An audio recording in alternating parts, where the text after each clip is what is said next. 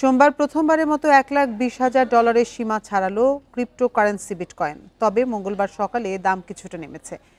Bundle থাকলে প্রতি সেনমানিতে টাকা বাঁচবে। বিকাশ সেনমানি বান্ডেল কিনে জিতুন প্রতি লেনদেনে।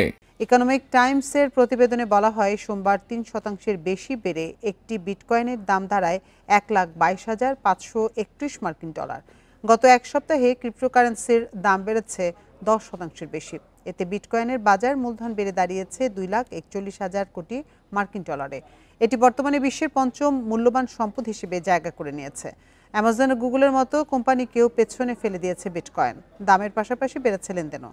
সোমবার বিশ্ববাজারে এই ক্রিপ্টোকারেন্সির লেনদেন বেড়েছে 33.12%। বাংলাদেশে বিটকয়েন বেচাকেনা বা ব্যবহারের অনুমোদন নেই।